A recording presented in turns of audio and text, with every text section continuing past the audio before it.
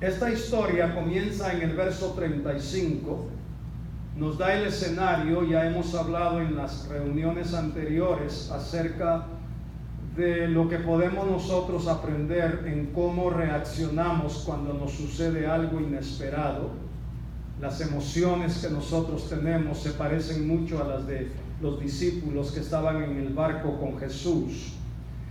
Pero también tenemos que aprender a confiar en Dios, y yo creo que la parte de hoy nos va a ayudar a descubrir algo que necesitamos oír para hacer algún tipo de ajuste o algún tipo de compromiso con Dios para seguir en nuestra carrera que Él ha puesto por delante. En el verso 41, en el verso 40 dice: Jesús, cuando ya se levantó, que lo despertaron y literalmente le reprochan y le dicen: no te preocupas por nosotros que vamos a perecer.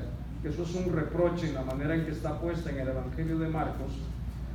Cuando ya Jesús se ha levantado y cuando ya Jesús está en pie, ante el asombro de lo que está pasando, ellos ven a Jesús hacer algo que nunca lo han visto hacer. Si nosotros seguimos la secuencia del Evangelio y vemos los capítulos 1, 2, 3 hasta llegar al 4, ellos han visto al menos dos cosas que Jesús está haciendo. Lo han visto hacer milagros y lo han oído enseñar la palabra de Dios, que es el reino de Dios.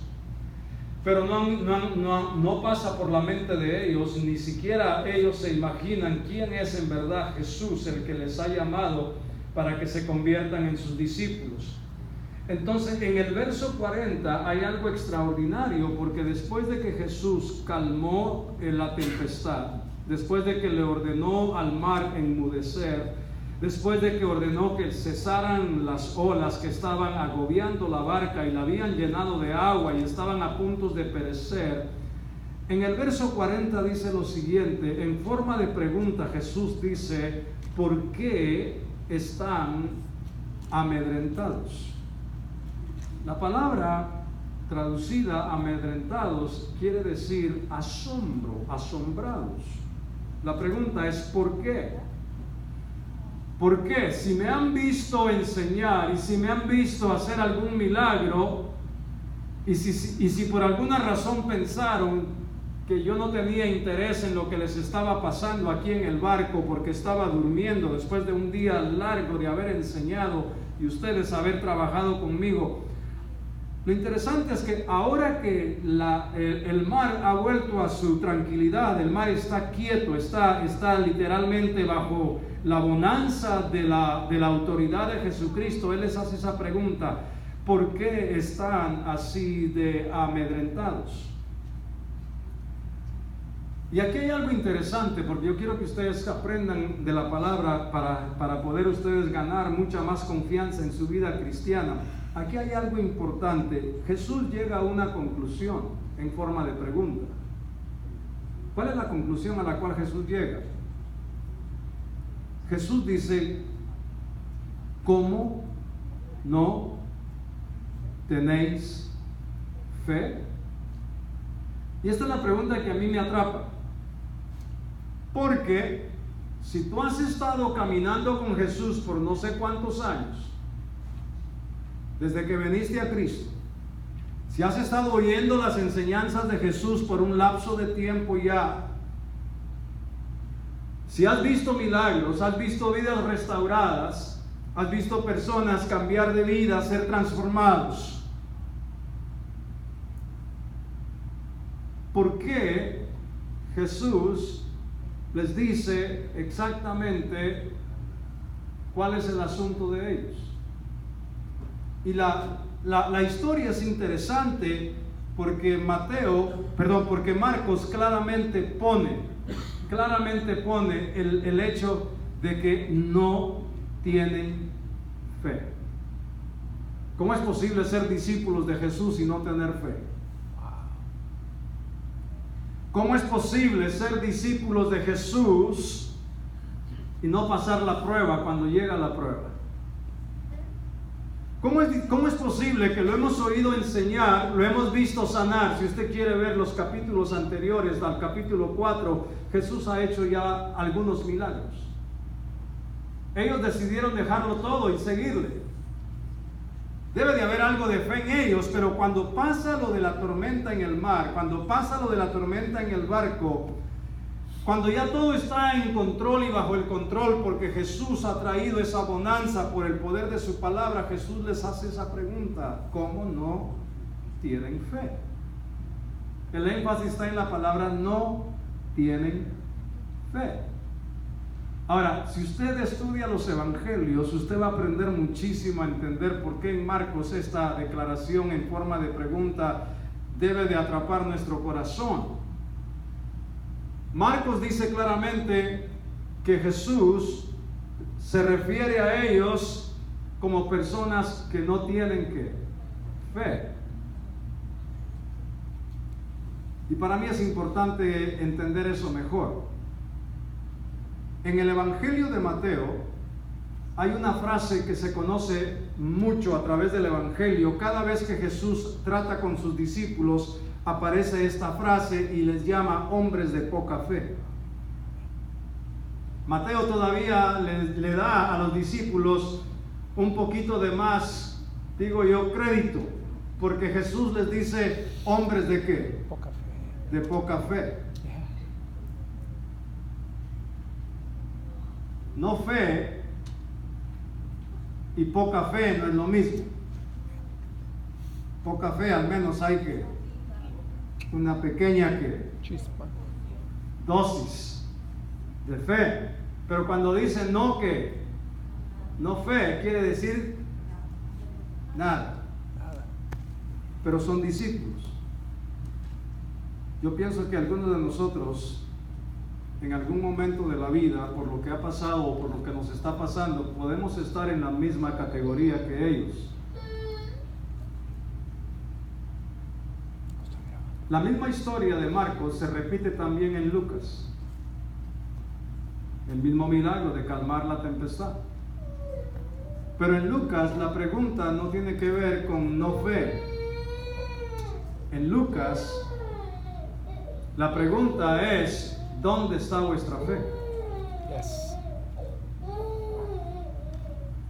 Y la razón por la cual estoy tratando de poner el cuadro más amplio es porque en los tres evangelios, Mateo, Marcos y Lucas, aparece el mismo milagro, pero las palabras de Jesús en conexión a la fe de los discípulos no es la misma.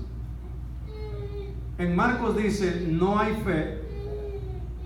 En Mateo dice que es que poca fe. Y en Lucas dice ¿dónde está que la fe? Yo creo que la audiencia que tengo en esta tarde, incluyéndome yo, estamos en una de esas tres cosas. Algunos perdimos la fe por lo que nos ha pasado. Y sin fe es imposible agradar a Dios, y sin fe es imposible tener una relación con ¿quién?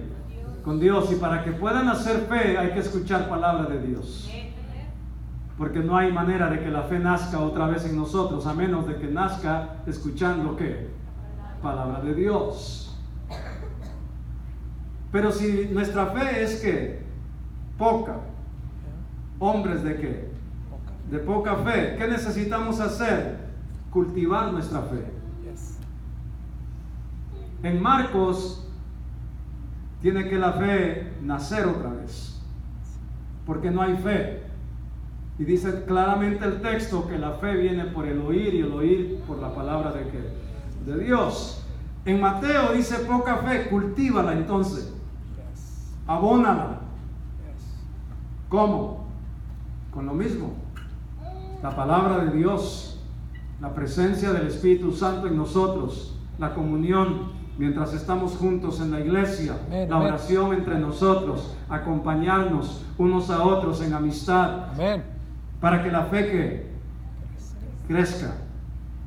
Pero si la pregunta es ¿dónde está tu fe?, sería bueno que regreses a donde la dejaste. Ayúdanos, Señor. Porque eso no es que no tengas fe, la pregunta es ¿dónde está? ¿Dónde la dejaste? ¿Dónde la entregaste? ¿Dónde dejaste de creer que Dios te podía sacar de la situación donde estás? ¿Dónde dejaste de creer que Dios está contigo? ¿Dónde dejaste de pensar que Dios te ama? ¿Dónde dejaste de oír la voz de Dios y empezaste a oír los mensajes que te están llevando por el camino que ahora vas?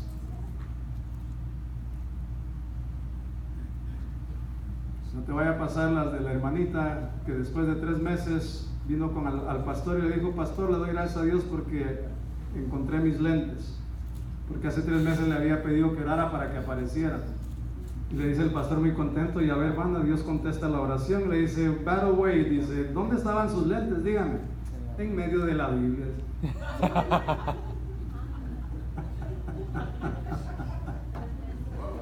¿Dónde están sus lentes? ¿Dónde dejó sus lentes? Los lentes de la fe.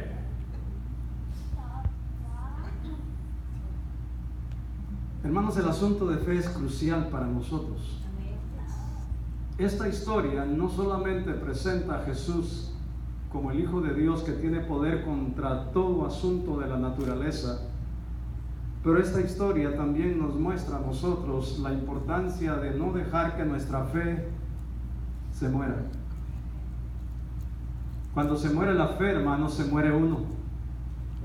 Muchos de nosotros podemos estar vivos en el cuerpo, pero muertos que Por dentro.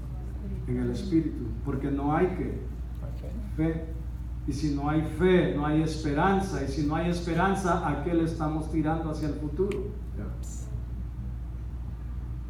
Porque la fe nos devuelve la esperanza.